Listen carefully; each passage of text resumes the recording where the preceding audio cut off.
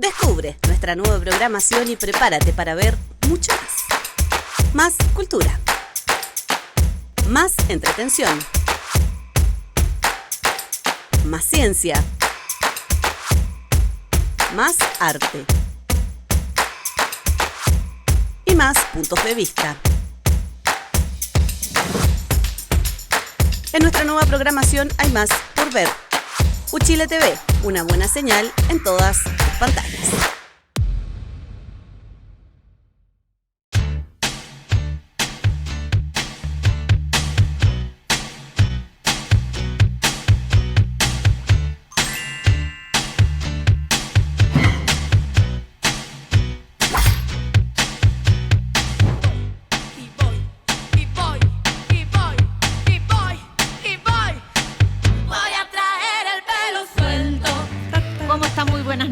Bienvenidos, bienvenidas a Descabelladas con la gran Alejandra Matus, despiadada, implacable. Con cambio de tono de pelo, ¿ah? ¿Eh? Sí. Nosotros las mujeres ahora somos las brujas encanta. de Eastwick. Es verdad, Sí, qué lindo, sí. me encanta. Rubia, pelo oscuro y ahora colorina. Claro. Ginger, muy bien. Mirna Schindler, te ¿Qué tal? presento. Nos falta Jack Nicholson, sí. Exacto, nos falta Me encantaría. algún Jack Nicholson Sí. por ahí. No tenemos Jack Nicholson, pero tenemos abogado de Hermosilla y su escándalo por el audio que se filtró conspirando para cometer cohecho. Ya se saben algunas cosas, por lo menos se dio con antecedentes acerca de la veracidad de este perdonazo del que se jacta Daniel Sauer, cliente de Hermosilla, que habría conseguido en impuestos internos. Alejandra, ¿se confirma? ¿Tienes más intuición respecto a la posibilidad del blufeo de Hermosilla? Porque la investigación está respecto de hechos anteriores. Claro, ese como perdonazo es desde 2018. Solamente actúa Leonarda Villalobos en ese acto.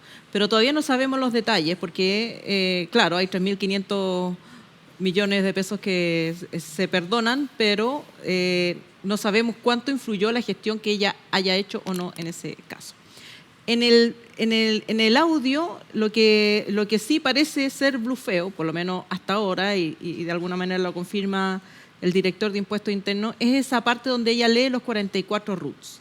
Porque en la investigación original de la Comisión de Mercado Financiero era sobre 12 sociedades que habrían prestado facturas ideológicamente falsas y ahí estaba la investigación.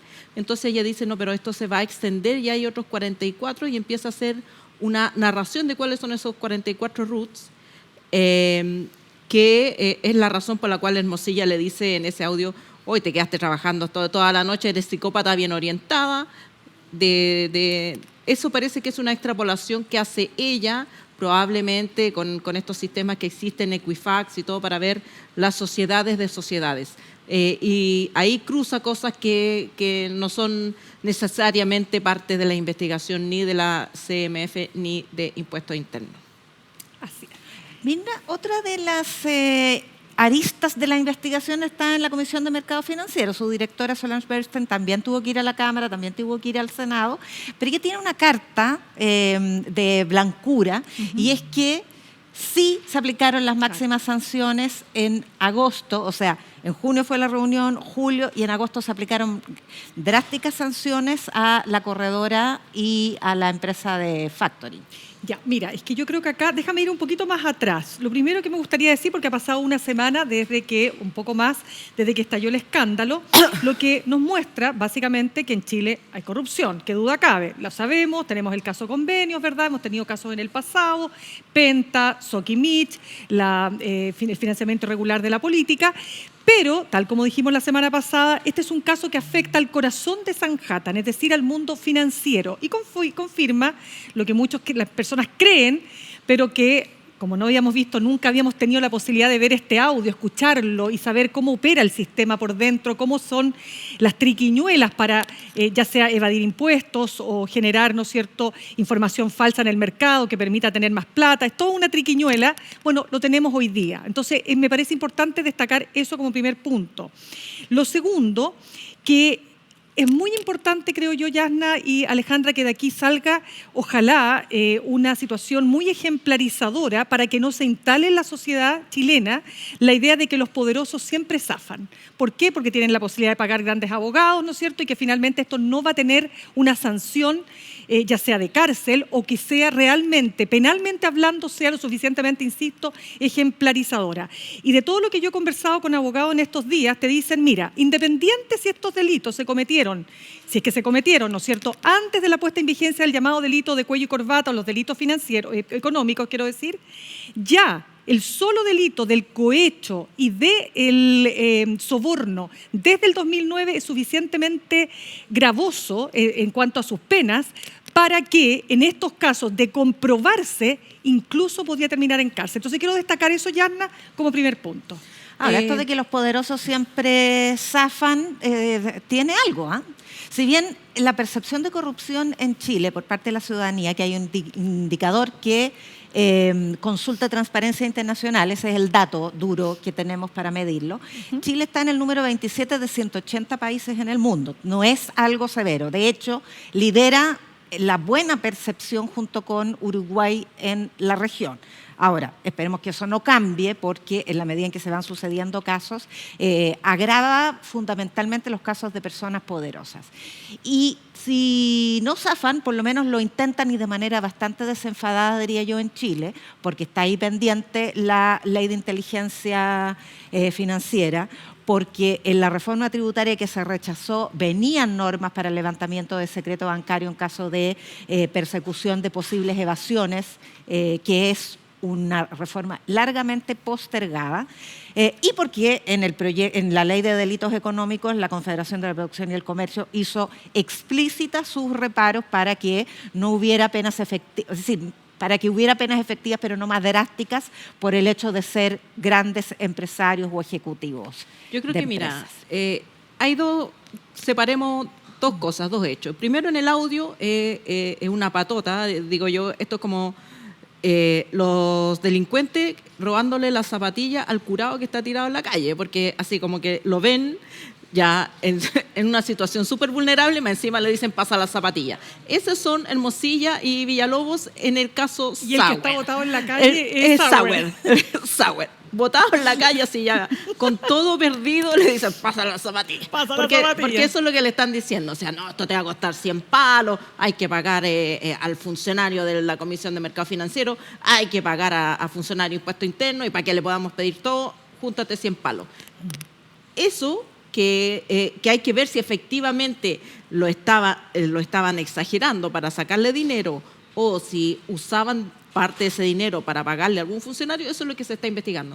Pero lo que sí es cierto son el caso detrás, el caso de uso de facturas falsas en estos factoring, que en el fondo son prestamistas con nombre elegante, que está muy institucionalizado en el sector financiero chileno, y este no es el único caso que se está investigando. Está el caso Primus, hay otros casos que demuestran que los operadores de estos préstamos hacen enjuague, que pasa una factura falsa para liquidarla en el sistema y conseguimos platita, pero no hay nada detrás. No hay nada. Pues no hay nada detrás. Son servicios que nunca se prestaron. Exacto. Claro. Entonces, además les permite a los que pasan la factura eludir impuestos y se hace todo ahí una faramaña. Ese era el problema de Daniel Sauer y es el problema del cual profitan como abogados Hermosilla y Villalobos.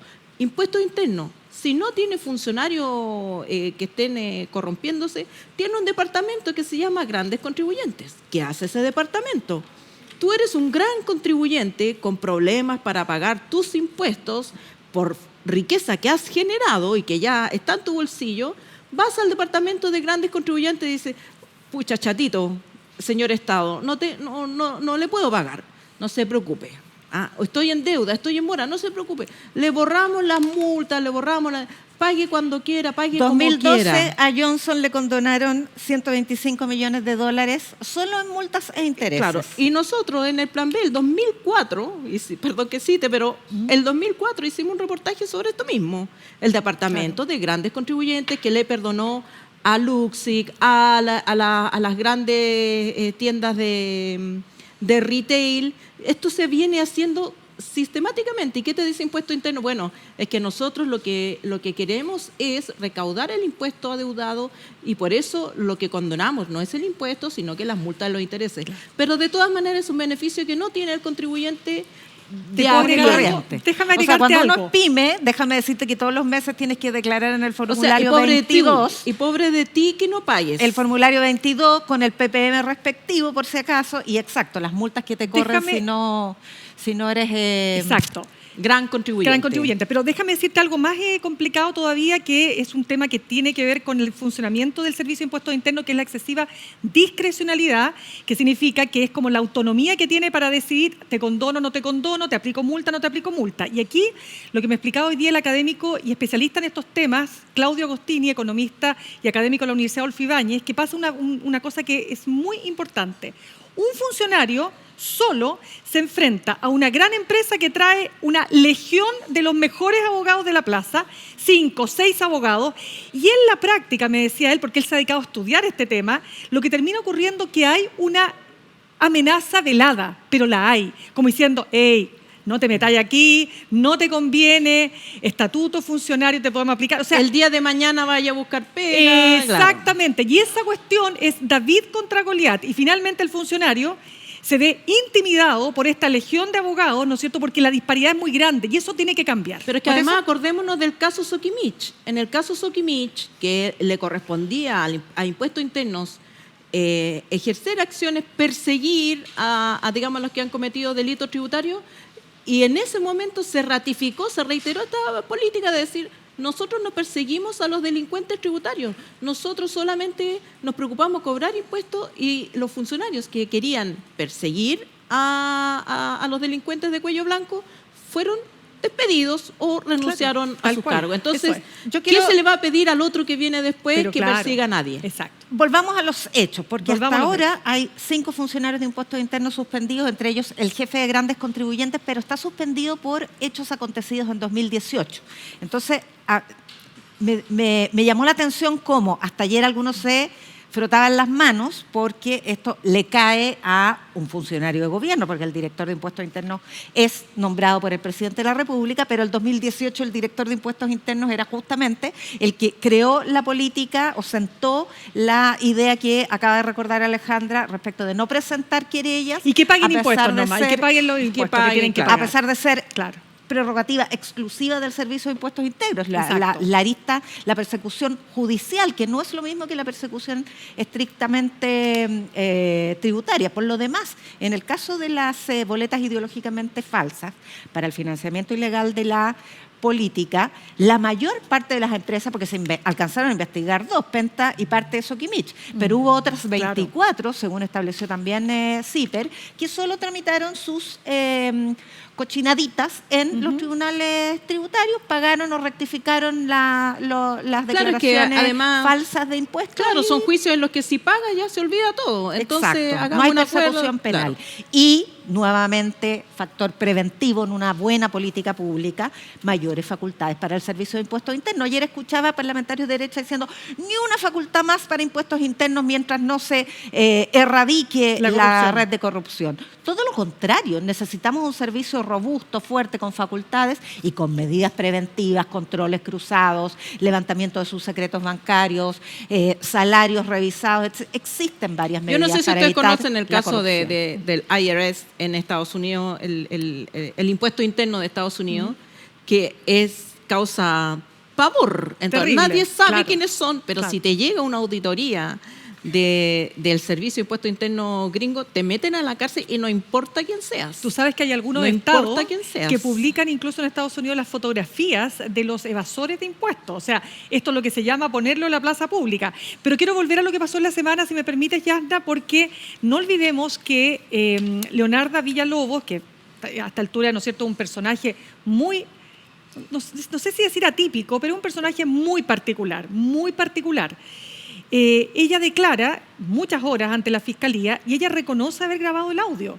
Y hasta el minuto, de las personas con las que yo he hablado al menos, todos tratamos de preguntarnos por qué ella y con qué propósito grabaría. Ella dice que no cobró por este audio, que lo traspasó a uno de los ex socios de Daniel Sauer, pero la pregunta es, ¿cómo grabas algo que te imputa directamente en una comisión de delito que te puede significar la cárcel. Porque no pretendía que se hiciera público. Pero ¿para qué lo grabas?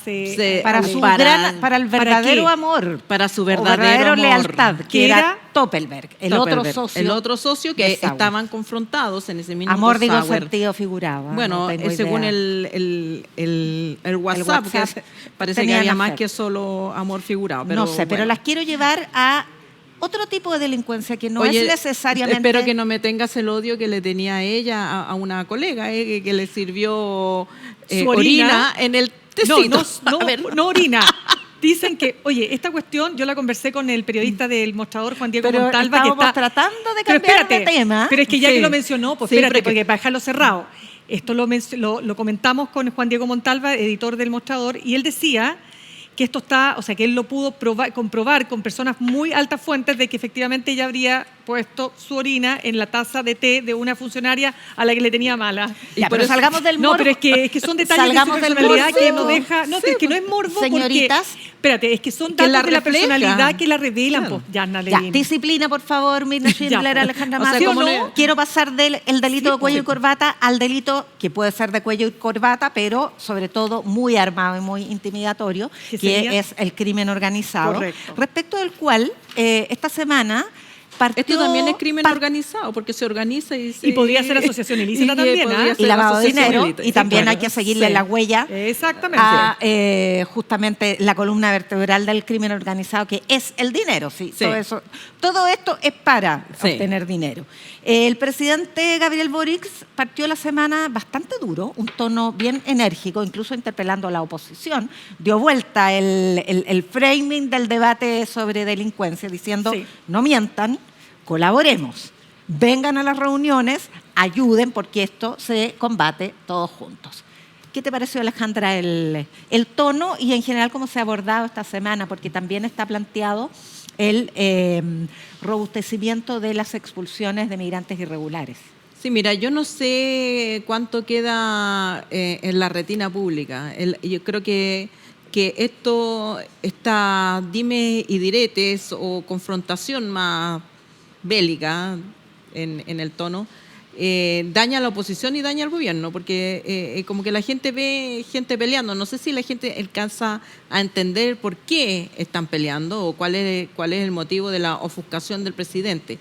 Creo que hay cosas que pueden decir los funcionarios más abajo y que el presidente se tiene que guardar para las actitudes más conciliadoras. Ese es mi... ¿Cómo? Me parece que no... Conciliadoras. Sí.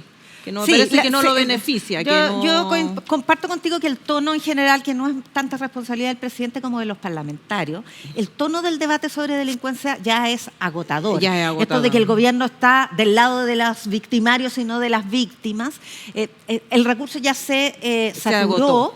y la demanda por seguridad de la ciudadanía es cada vez más alta. Claro. Pero la política migratoria es parte fundamental de esto.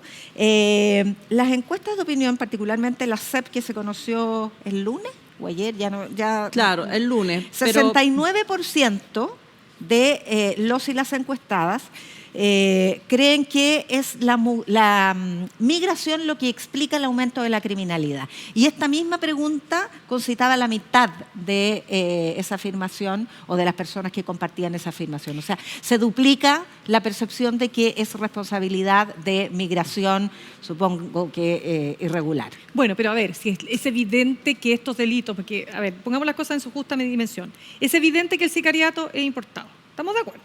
Es evidente que el Tren de Aragua es una organización criminal con prácticas bestiales que nosotros no estamos acostumbrados. Es evidente. O sea, es evidente que algunos de ellos ingresaron de manera irregular y otros ingresaron incluso, delincuentes criminales han ingresado de manera regular.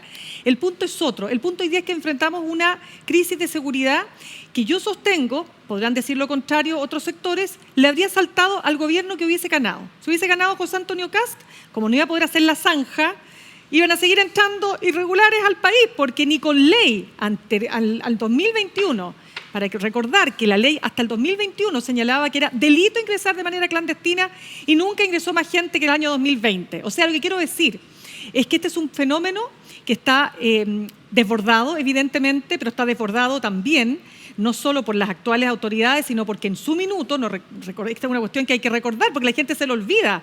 Tenemos un presidente, como el presidente Piñera, que fue a Cúcuta alentando para que se vinieran también los venezolanos. Entonces, hay que hacerse cargo del pasado. Dicho esto, ¿te condena el pasado, como hoy día le dice la oposición de alguna manera al presidente y al gobierno cuando los llaman a los ex subsecretarios de Interior y ministros a formar parte de una conversación? Entonces, te dice, por ejemplo, Rodrigo Villa, el ex subsecretario del Interior, dice que el presidente y su sector tienen que asumir su pasado. Perfecto. Me parece muy bien asumir el pasado, pero nos vamos a quedar siempre en asumir el pasado y no nos vamos a poner todos de acuerdo para asumir que el presente no solo le está afectando al gobierno o a la oposición, le está afectando a la persona de a pie, al ciudadano común que está hasta las masas de las peleas en la superestructura. La gente quiere soluciones. Y ese para mí es el tema. ¿Qué pasó? Mira, la están llamando por teléfono. Muy solicitada mi amiga La Villalobos me va a mandar un poquito de orina para una muestra. Oye, pero espérate, entonces para cerrar, ¿qué quiero decir? A mí, mira, si han aumentado 30%, 35%, si bajó 5% los homicidios han aumentado. Perfecto. Los homicidios están siendo cada vez más violentos, las formas de operar de las bandas criminales. Pero yo creo que la gente está cansada de que se pasen la pelota entre ellos, que si la culpa es tuya, que si la culpa es mía. La gente quiere que se pongan de acuerdo para que le den seguridad. Yo creo que ahí se resume todo, desde mi punto de vista. O sea, hubo un momento importante de unidad para enfrentar esta situación, a la cual la oposición le sacó bastante el quite en la puesta en escena, y que fueron estos 31 proyectos de ley para tramitar con celeridad. Digo, le sacó el bulto porque no quería que se sentara esa mesa el gobierno. Y en general, yo creo que el análisis histórico que tú haces, Mirna, es súper importante, porque por una parte, la oposición acusa al gobierno de haber tenido un discurso indulgente o más bien complaciente con la delincuencia cuando era oposición. Y por otra parte, el oficialismo le enrostra al gobierno de Piñera el haber fomentado la inmigración. Claro. Pero ambos hay que ponerles un contexto, y es que la invitación del gobierno de Piñera era a migración regular, no era a pasar por los pasos irregulares. De hecho, se estableció una visa. Ahora, nunca tuvo consistencia esa medida porque la visa se detuvo apenas se estalló la pandemia. Y en el caso del presidente Boric, efectivamente los indicadores de delincuencia no eran ni siquiera durante su campaña los que son hoy día. Esto es un fenómeno que se desató durante la pandemia, y así lo prueban todas las investigaciones criminalísticas que se han hecho respecto a los nuevos fenómenos.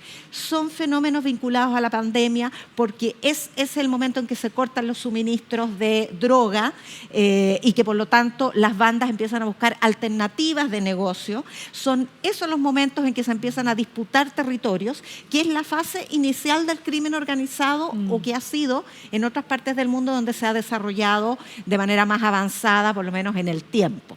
Bueno, hay que decir que estamos en una parte del continente americano donde el crimen organizado y violento también está relacionado con la violencia del Estado. Mientras más violencia aplica el Estado, más se organizan y más violentos se ponen en las bandas. Digamos, hay una escalada. También es la zona más desigual y también hay, digamos, la delincuencia. Hay una parte importante que se controla con medidas punitivas, pero la parte más importante se controla con igualdad, con un Estado que funcione y que provea para todos.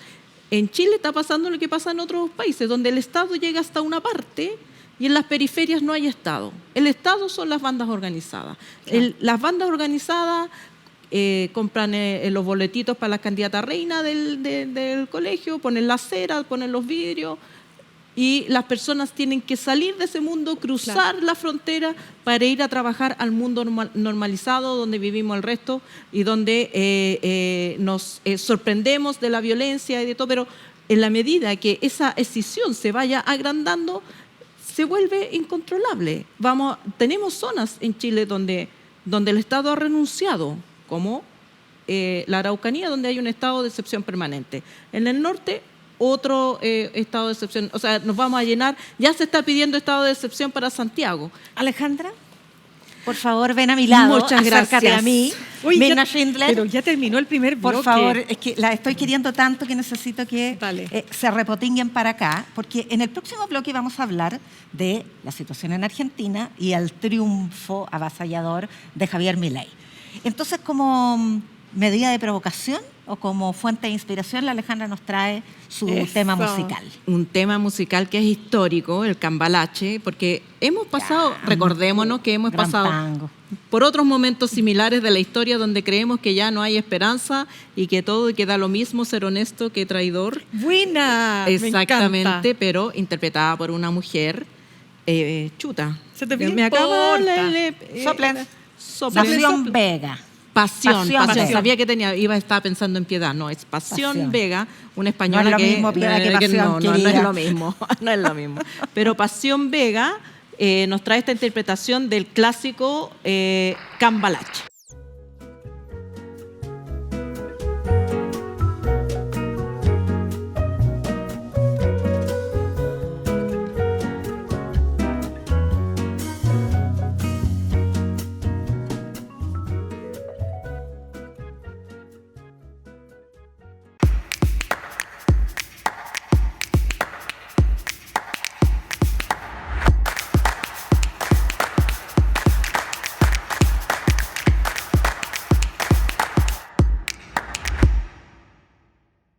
En el agitado mundo del trabajo, donde todo parece ser extremadamente rutinario, hay seres valientes y audaces que se atreven a realizar trabajos insólitos. Este tipo de cosas lo permitido evolucionar para convertirse en el motor de vida de ciertas personas. Yo no lo haría si no fuera entretenida, honestamente. Héroes ocultos que hacen de su rutina diaria un espectáculo increíble. Aunque no lo creas, alguien hace eso que nadie piensa que alguien hace.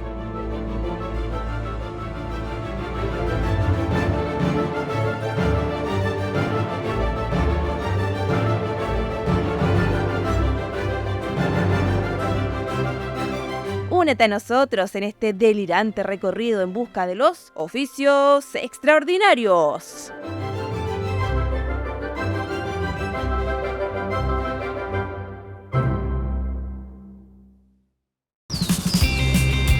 Despierta Chile, es hora de desayuno panamericano, Buenos días. Desayuno con colación, por favor.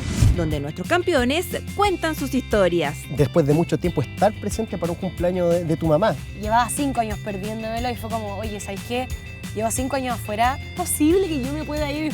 Y descubren nuevas pasiones. Hoy día voy a tener que dar una clase a Antonia, que hace waterpolo. Porque ser el mejor en algo no significa no poder divertirse en todo lo demás. Nosotros vamos a entrar de una forma rider ahora ya. Fuerte, más atrás del cuerpo. Va a ir muy adelante. Risas, historias y el orgullo de representar a Chile. Desayuno Panamericano, el corazón del Team Chile, todos los jueves por UChile TV en todas tus pantallas.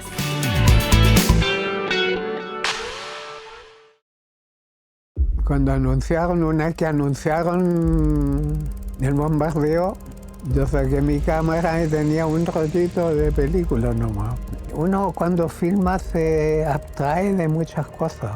Yo estaba de lo más tranquilo filmando. Y el decano llamó a una reunión general y habló desde la escalera de la facultad y dijo, mire, la situación es muy difícil, está pasando esto, yo les sugiero que se queden tranquilos y que se vayan a su casa.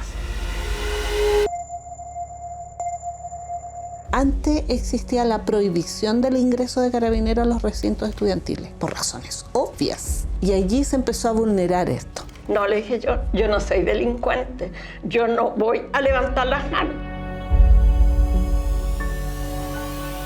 Era muy difícil para un muchacho de 18 años realmente entender que pudieran venir una mañana y entrar y llevarse gente detenida. Pero la gente que desaparecía, que no volvía a la casa y que no se sabía nada de ella, uno suponía que estaba...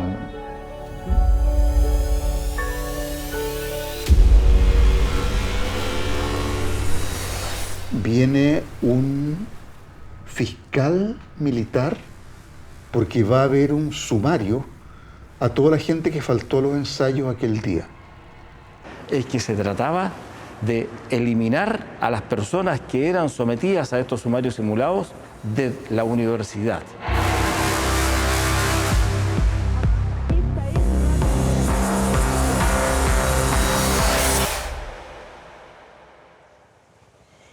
Pero Carola, estoy llorando, pero no te pases película, porque yo sigo luchando.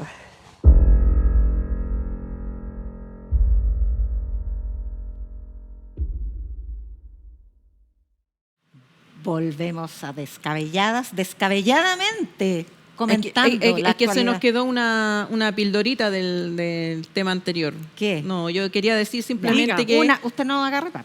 que el tema de las encuestas, ¿no? Que hoy día las encuestas y hay instituciones muy prestigiadas que hablan de la percepción de algo, percepción del delito, percepción del peligro, percepción de que si es culpa de los inmigrantes o no el tema de la delincuencia, y que yo creo que es irresponsable tratarlo así mediáticamente, porque tú como medio pones un tema, un reportaje donde vinculas migración con delincuencia y después vas, mide qué percibió la gente. Sí, percibo que la migración está asociada a la delincuencia, pero ¿cuál es el dato real? ¿Cuántos inmigrantes realmente delinquen? Es una proporción minoritaria. ¿Cuántos chilenos o nacidos en Chile delinquen? Entonces, creo que hacer asociación de percepción con realidad es complicado, sobre todo para los periodistas. Así Muy es. bien. Concordamos. Ya pues, oiga. Pero yo me estoy sentando así. ¿Por qué? Así, porque así lo hace Javier Milei, el presidente electo de Argentina, por lo menos así lo vimos, en una reunión muy peculiar con el presidente en ejercicio de nuestro hermano país trasandino. Arrasó en las urnas el domingo, sorprendió bastante porque las encuestas, para variar, no lo tenían ¿Qué contemplado. están midiendo? ¿Percepción o...? Claro. Percepción de No, voto. este fue adhesión real y asustó a algunos en la región porque son liderazgos parecidos, ya como que nos suenan Bolsonaro, Trump, Milei, y qué es lo que se vendrá. Mirna. Mira, lo primero que te quiero contar es que esta es una encuesta del diario El País de España que va mostrando cómo votó la gente y particularmente los grupos etarios. Los jóvenes de entre 16 y 24 años, 69% por Milei. Entre 25 y 34, 54% por Milei. Arrasó en los jóvenes, arrasó. Después, en las mujeres y hombres, eso está más o menos equiparado entre Massa y Milei, pero en las regiones, o sea, lo que nosotros serían regiones, las provincias allá, miren, el negrito es Milei, arrasó. Entonces acá el tema es el siguiente, lo dijo, mira, es que me gusta la frase, se la voy a entregar a él porque no es mía.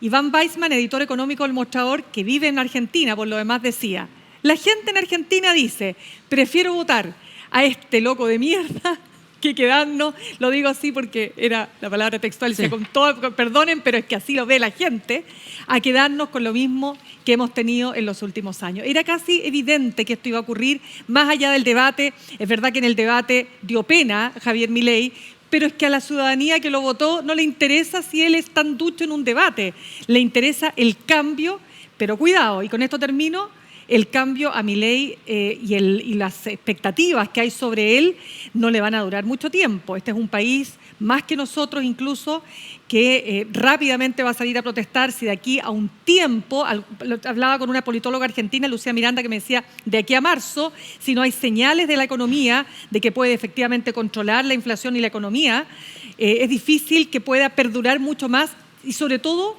porque no tiene mayoría en el Congreso y por lo tanto le va a costar mucho gobernar.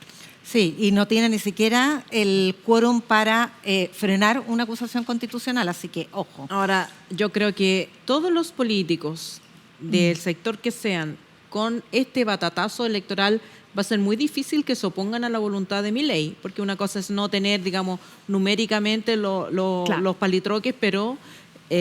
claro, anda a decirle que no al presidente que ganó con esa popularidad. Te recuerdo, Alejandra, que Boric ganó con esa misma cantidad de votos y con la misma brecha respecto a Kast. Así que la luna de miel es bastante cortita y no le hace mucho caso. No alcanza a ser Pero luna de miel. creo que Boric no hizo nada radical. pero Milei, supongamos que Milei privatiza, o sea, las bolsas estaban on fire. On fire. ¿Por qué? Parece que las bolsas y el mundo financiero no lo considera tan loco. Si él, supongamos que privatiza la petrolera argentina, le va a llegar una lluvia de dólares y puede ser, como sucedió, por ejemplo, en la Municipalidad de Santiago, cuando la BIM vendió el agua, que la municipalidad recibió mucha platita en ese mismo minuto, después quebró. Pero en el momento que te llega la plata por las privatizaciones, hay una especie de holgura económica que efectivamente es fantasía, porque es como vender la cama, el sillón, y claro, tienes plata ahí, pero después no tienes dónde acostarte ni dónde comer. Eso puede pasar. Entonces yo no estoy tan segura de que estas teorías de que Milei va a fracasar en los primeros meses puedan ser tan ciertas. Que las privatizaciones también tienen que pasar por el Congreso. Pero por eso vuelvo a decir. No se la van a frenar, dices tú. No sé si se la van a frenar. Mira, hoy día, bueno, ya en su discurso de triunfo dijo que no iba a haber ni gradualidades ni tibiezas, que no estaban las cosas para eso. Y hoy día habló de un plan de shock, porque no hay plata en la caja del Estado. Y a mí me vino a la mente inmediatamente, ustedes no se acuerdan porque no habían nacido, por supuesto, en 1975. Gracias, no, ni pensaban. Yo no me acuerdo porque era muy chica, pero Tú uno tampoco sabe. habías nacido. No, sí había nacido. Todos habíamos nacido.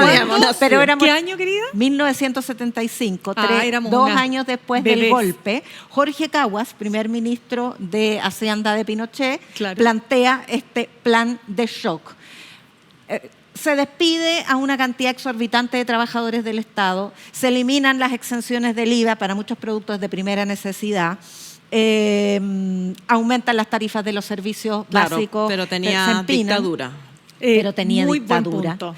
Tenía Muy dictadura buen punto. O sea, y es lo que Milei no tiene. Exacto. Y además Milei tiene que gobernar un país donde el tejido social y la organización comunitaria es extremadamente Exactamente. fuerte. Yo creo que ese y muy más que el aceptado. Congreso, la organización La social. organización social. Está el fantasma de la Rúa arriba del helicóptero, Claro. huyendo desde el techo de la Casa Rosada por una manifestación, Claro. por grandes manifestaciones, y eso marca Argentina y es parte de la idiosincrasia. Sí, oye, quiero hacer un reconocimiento súper importante. Fíjate que el día domingo yo estaba viendo CNN Chile. Quiero destacar lo que hizo Mónica Rincón, que lo encontré muy valioso. Ella está entrevistando a una persona que no recuerdo bien si era del comando de Milei, donde en un momento determinado, a propósito del tema de los derechos humanos, que ustedes saben que la vicepresidenta, bueno, ella tiene una mirada bastante, podríamos incluso hablar de negacionista respecto de los crímenes cometidos en la dictadura. La dictadura de Argentina es de las más cruentas de la región, de América Latina, y yo diría que del mundo. Un nivel de crueldad. Me ha tocado investigar el tema, por eso lo digo también con propiedad. Me tocó hacer además el reportaje de las guaguas robadas, que es un capítulo completo del horror de lo que se cometió en Argentina. Entrevistando a un personaje del grupo del comando de Milei, dice, no, lo que pasó durante esos años, estábamos en una guerra. Y todo lo que ocurre en una guerra, bueno, pasan esas cosas. Y ella lo para inmediatamente, y por eso quiero darle el punto a la Mónica, porque no todos los periodistas lo hacen, y le dice, mire, sabe que usted me va a perdonar, pero por línea editorial nosotros no podemos aceptar esto. Acá hubo una política de exterminio sistemático, hay un informe de Verdad y Reconciliación, o un informe del Nunca Más. Y el juicio famoso de 1985 que vimos la película, totalmente. donde está acreditado. Entonces, te lo digo esto porque es verdad, o sea, lo que ocurre es lo siguiente, él gana y está muy bien, gana con las armas de la democracia, pero tú dijiste algo súper importante, Alejandra, ciertas políticas económicas no se pueden llevar a cabo si no es con autoritarismo extremo o dictadura, que fue el caso de Pinochet. Por lo tanto, dolarizar la economía no tiene cómo dolarizar porque los dólares no están. Cerrar el Banco Central no es llegar y cerrarlo, que es una de sus famosas consignas de campaña, y el resto, bueno, habrá que ver. Yo creo que a mí me parece más importante decir que ojalá los argentinos puedan tener evidentemente un país más estable y sobre todo por supuesto, nadie puede vivir con una inflación de casi 200%, ¿no? Entonces, creo que por ahí también hay razones importantes de por qué triunfó finalmente Milei. Ahora, es importante también que la izquierda, el kirchnerismo y en general el progresismo del mundo, porque esto es un fenómeno a nivel regional y mundial, parte en Europa. Recordemos que ahí está Orbán, está Meloni en Italia, avanza a paso agigantado Vox en España, en fin, para qué seguir enumerando. Hay que ver qué reflexión hace el progresismo respecto al avance de esta ultraderecha. Y fíjate que me tocó tener un libro y poder leerlo de Pablo Stefanoni, que es un historiador argentino. Esto lo editó antes del inicio de las elecciones y se llama, entre signos de interrogación, ¿la rebeldía se volvió de derecha? Y plantea un punto súper importante, y es cómo esta ultraderecha políticamente incorrecta se plantea frente a la sociedad como el anti-statu quo, una imagen propia históricamente de la izquierda o de los sectores progresistas, que está abandonada hoy día, y particularmente en Argentina, después de más de 20 años de gobierno. El establishment es el kirchnerismo y desde luego el peronismo en general. Él es la ruptura, él es lo políticamente incorrecto, él abraza una utopía que es capitalista, pero es una utopía. Todas estas medidas que plantea en su programa son utópicas. Él habla incluso de llevar a Argentina a volver a ser una potencia mundial, claro que en 35 años, eliminar la inflación o por lo menos erradicar estas cifras de 3 dígitos en 2 años. Él se pone plazos relativamente razonables, pero es muy interesante el fenómeno cultural de cómo esta ultraderecha, que arrecia en el mundo entero, que tiene derivas autoritarias muy preocupantes, que emerge también por una decepción con la democracia, pero que es una demanda por más democracia, no es una demanda por autoritarismo, porque hoy día el autoritarismo es una abstracción, pero se plantea como la nueva rebeldía, y probablemente eso explique la tremenda adhesión en la juventud que tiene. Claro, yo creo que yo creo que ahí es donde hay que, digamos, ¿dónde vas a poner el acento en el análisis? En las imposibilidades de Milei, que son muchas y existentes, o en la falta de conexión de los partidos progresistas y de izquierda con esa ciudadanía. O sea, lo que pide esa ciudadanía debieran ser las banderas de izquierda y en cambio las levanta la ultraderecha. De hecho, fíjate que donde mejor le fue entre las personas de 60 a 100 años, obviamente. Le fue a Massa, quiero decir. Y entre 45 y 59 también le fue mejor. Y entre los 35 y los 44, o sea, en los jóvenes, y eso es así, o sea, Milei rompe totalmente los esquemas, es para algunos visto como un rockstar, sus excentricidades son perdonadas, pero ahora es presidente de Argentina. Entonces ahora no puede decir que va a cortar relaciones con China, pues, o sea, como, o sea, si lo decía en campaña o lo decía cuando era este político emergente que estaba, ¿no es cierto?, en los canales de televisión. No vas a romper relaciones con China de un día para otro, o con Brasil. O con Brasil. O sea, Lula no va al cambio de mando, el presidente Boric va al cambio. Y está muy bien que vaya, o sea, lo que tiene que ocurrir. Es evidente que el presidente Boric es el presidente de un país, tiene que ir a un país que son hermanos, ¿no es cierto?, donde hay un montón de vínculos económicos, por cierto que tiene que hacerlo. Sí me parece importante ahora el tema, yo no sé cómo lo ven ustedes, la definición de quién va a suceder la embajada de Chile en Argentina, porque está vacante todavía. Bueno, eso lo resuelvo yo, dijo Boric. Es que me ha llamado la atención, ha tenido un guión muy en particular esta semana. Nadie me viene a decir lo que tengo que hacer. No lo resuelven en el otro lado. Y nadie me viene a decir cómo tengo que conducir este programa, así que pasamos a la campaña para el plebiscito, porque no sé si se enteraron, en medio de toda esta vorágine noticiosa bastante más interesante, que el viernes partió la campaña de la franja televisiva, que es la parte más entretenida de la campaña. Si es que lo es. Si esa es la parte entretenida. Chuta, si esa es la parte entretenida que nos queda.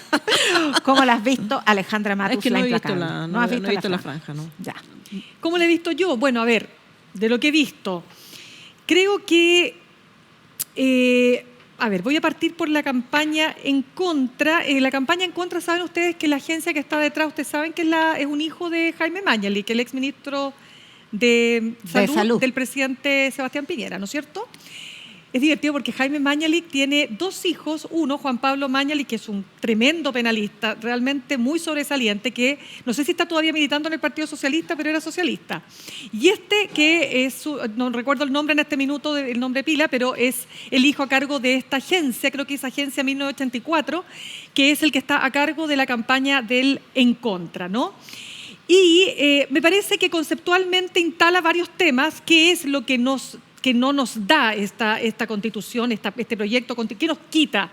¿Qué es lo que nos quita? Ya saltaron, por cierto, algunos sectores como amarillos y demócratas diciendo que estaba llena de fake news.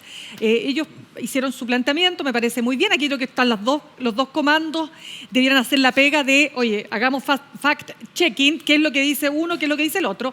Y respecto del comando del a favor, me llamó mucho la atención la siguiente historia, si me permiten, ya que yo lo he visto, porque por lo menos vi ese capítulo. Yo he visto solo la polémica. Ya, pero déjame contarles, porque esto es bien interesante. Creo que hay una historia que me parece muy bien hecha desde el punto de vista audiovisual de una mujer que es una boxeadora o que trabaja pero que es boxeadora y que en su rostro ella muestra el rigor de la vida, lo duro que es trabajar, ser una mujer probablemente, ¿no es cierto?, de sectores claramente más populares, ¿verdad?, con todo lo que significa la carga de la delincuencia, con lo que significa, ¿no es cierto?, en definitiva, la inseguridad. Y entre medio, y esto me parece que también hay que revisar, o sea, así como la campaña de La Favor dice, ojo que nos están tirando fake, ojo también acá, porque está tan bien hecha la nota, la historia de esta mujer, que jugar a la campaña del sí y el no del año 88, incorporando imágenes del estallido social, metiendo a la Camila Vallejo cuando tenía como 20 años y entre medio a Boric cuando tenía los mismos 20 y a Jackson, que a Jackson ya tenían que meterlo porque cómo no, y que están quemándolo y entonces están quemándolo. Entonces yo dije, ahí la embarraron. La embarraron porque de verdad el trabajo estaba muy bien logrado. Entonces esta idea de instalar que la delincuencia y todo lo que es la violencia pertenece a un sector que está gobernando hoy día, entonces usted tiene que pasarle factura. Y la pregunta es este un plebiscito para decidir por una constitución A o para quedarnos con la constitución actual o es un plebiscito que este sector quiere hacerle al gobierno? Una buena pregunta. Yo quiero destacar otra cosa, más que la campaña, porque la campaña, sí, antes voy a destacar algo de la campaña, ya, pues, es que es muy confusa conceptualmente porque se mezclaron las mismas argumentaciones del proceso en su primera versión, de la propuesta de la Convención Constitucional, pero cruzadas. Entonces, yo creo que para las personas es muy difícil entender esto de la unidad, por ejemplo, lo usan por igual las dos propagandas. Esto de que no une, esto de que sí nos une, y yo creo que el sentimiento de unión sí es bastante convocante en la opinión pública hoy día. Pero quiero destacar otra cosa que me pareció parte de la campaña, bastante burdo, y es la encuesta CEP. La encuesta CEP establece un 62% de indeciso o no sabe, claro, con una paso en terreno de septiembre, cuando todos sabemos, y en particular en el CEP, que las decisiones se toman al final. Y un mes antes, o un poco menos de un mes antes, dan a conocer una encuesta con un 62% de indeciso, que en todas las demás sondeos de opinión, y la propia industria se extraña, es de alrededor del 30%, lo que ya es bastante anómalo. Y habla de la complejidad que tiene este plebiscito. Ponerle un 60 a mí me parece derechamente una operación política. ¿Tú dices? O sea, si ninguna encuesta establece eso, si tú haces un trabajo de terreno en septiembre, finales de segunda quincena de septiembre, primera quincena de octubre, cuando todavía ni siquiera se conocía el texto, y lo das a conocer un mes antes de la elección, estableciendo que esto está tan abierto como que hay un 62% voluble, ¿qué otra cosa puede ser? Porque metodológicamente no se sostiene. Bueno, es que lo que pasa es que aquí ya viene la interpretación de cada uno. Y una cosa que quiero señalar... Yo lo que sí creo, o sea, operación MENA, más o menos, me parece que decir hay un 62% de indeciso es como, no mire este resultado. ¿Cómo? No mire este resultado, no tiene ni una validez decir que de los que quedan, tanto están a favor, tanto en contra, da lo mismo, porque si tenéis 62% de indecisos, o sea, borra ese dato, mételo a la basura, no sirve. Mira, yo me acuerdo que un amigo nuestro, Axel Callis, que es el director de Tú Influyes, alguna vez le escuché decir, experto en encuestas, que las encuestas lo que hay que hacer es meterlas a todas en una juguera, ¡pum!, y de ahí se saca un resultado. O sea, como que hay que, de alguna forma, ¿no? Porque aquí tienen las encuestas semanales, que algunos las cuestionan por falta de metodología, bueno, la encuesta de cuadernillo, que es la que van a su casa, toc, toc, usted, ¿qué opina? Ya, esa es la encuesta que no se hace prácticamente hoy día porque es muy cara de hacer. Y la esa es la que hace la SEP. Esa es la que hace la SEP, que por eso tiene esa validez. Y que tiene también muchos problemas metodológicos. También tiene, bueno, pero lo que quiero decir es lo siguiente, hay una cosa que no nos olvidemos. El año pasado, todas las encuestas al final daban por ganador al rechazo. Lo que pasa es que ninguna logró dar por ganador con ese nivel de diferencia entre el apruebo y el rechazo. Pero yo recuerdo, creo que si es que una hablaba de que iba a ganar el apruebo. Entonces, son datos que hay que tomar en cuenta. Hoy día, todas las encuestas dicen que va a ganar el en contra. Es verdad que quedan, pero no queda tanto, quedan 3 semanas por ahí. Vamos a ver qué pasa si esto se logra ganar o sea, si el a favor gana, a lo mejor tiene razón la CEP. Vamos a ver, vente para acá, Mirna Schindler. No, yo encuentro que lo de la CEP, la peor cuestión fue que midieron a Piñera y no a Michelle Bachelet. No ponen a Michelle Bachelet o sea, porque la CEP, venga para acá.